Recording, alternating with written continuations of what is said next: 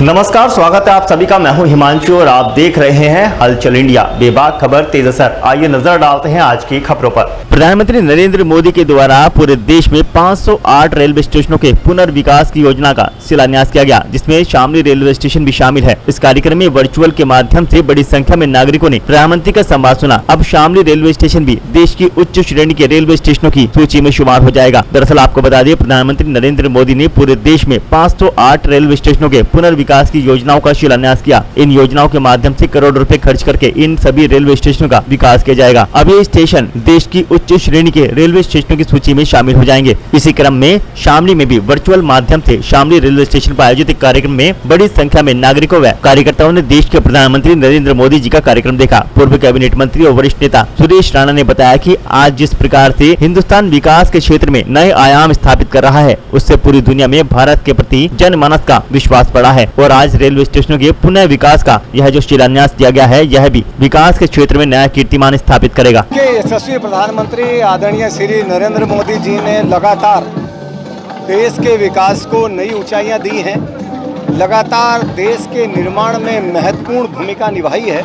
और मैं कह सकता हूं, आज पूरी दुनिया में जो भी सुविधाएं हैं, उन सब में अग्रणी भूमिका में आज भारत को ला करके खड़ा करने का काम आदरणीय नरेंद्र मोदी जी ने किया है।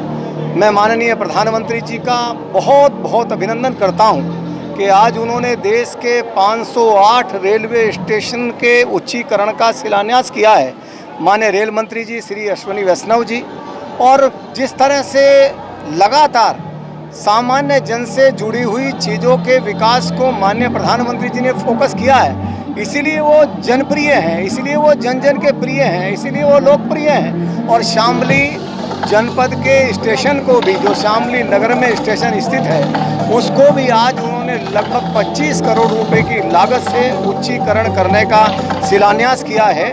मैं माननीय प्रधानमंत्री जी का, माननीय रेल मंत्री जी का बहुत बहुत अभिनंदन करता हूँ। अच्छा, मणिपुर की घटना को लेकर, मेवात की घटना को लेकर आप क्या कहना चाहेंगे? नहीं, मैं केवल इतना कहूँगा कि जिस तरह से मणिपुर में लगातार बहुत सख्ती के साथ आदरणीय प्रधानमंत्री जी ने जब अपनी बात कही, तो उसके बाद जिस तरह सख्ती के साथ एक्शन हुआ है और लगातार जन जन के साथ, जन जन के विकास के साथ, न्याय के साथ आदरणीय प्रधानमंत्री जी, भारतीय जनता पार्टी सदैव खड़ी। धन्यवाद। सांसद जी, आज शिलान्यास किया गया, क्या पूरा मामला है 508 रेलवे स्टेशन? जैसे कि आप लोग जानते हैं कि पिछले 9 साल से हमारे भारतीय जनता पार्टी की सरकार देश में चल रही है। यशस्वी प्रधानमंत्री आदरणीय मोदी जी ने 9 साल बहुत ही तन्मयता के साथ काम किया है और जिस प्रकार से अंतिम छोर तक अपनी योजनाओं का लाभ पहुंचाने का काम किया है, देश के अंदर डेवलपमेंट की एक विशेष योजना को चलाने का काम किया है, बड़े बड़े हाईवे बनाने का काम किया है। उसी प्रकार से रेलवे के सेक्टर में बेहतर व्यवस्थाएं हो सके, रेल के ट्रैक अच्छे हो सके, रेलवे की प्लेटफार्म की अच्छी व्यवस्था हो सके, रेलवे के स्टेशन अच्छे हो सके, अच्छी स्पीड से ट्रेन चल सके, हाई स्पीड की ट्रेन लोगों को देने का काम कर सकें। उसी के निमित्त अमृत भारत योजना के अंतर्गत आज हमारा शामली का रेलवे स्टेशन शामिल करने का काम हमारे आदरणीय रेल मंत्री जी के माध्यम से हुआ है। और मैं समझता हूँ कि उसी के निमित्त आज माननीय प्रधानमंत्री जी ने 508 रेलवे स्टेशनों का जीर्णोद्धार का कार्यक्रम जो संपन्न करने। शामली की जनता का कहना है कि यहाँ से एक तो ट्रेन लखनऊ के लिए चाहिए, उनको एक वैष्णो देवी के लिए कई चीज़ें ऐसी हैं कि यहाँ पे नहीं मिलता है, यहाँ से दिल्ली हो जाकर वो समस्या है, वो डिमांड हमारे सम्मुख आई भी है। लेकिन उससे पहले हम लोगों ने ट्रेन का ट्रैक अच्छा करना है, ट्रेन के हाई स्पीड की ट्रेन चल सके, उस ट्रैक को लेकर के उस ट्रैक पर अच्छा स्पीड का ट्रैक हमारा बन सके, उसी के निमित्त हम लोगों ने पिछले दिनों काम किया है। माननीय मंत्री जी हमारे सहारनपुर के प्रभारी भी हैं, वो वहाँ भी आए थे और समय समय पर हम लोग पार्लियामेंट में चलते समय या बीच में भी हम लोग उनसे मिलकर के इसकी मांग कर चुके हैं। 70-75 की स्पीड का सबसे पहले ये ट्रैक था।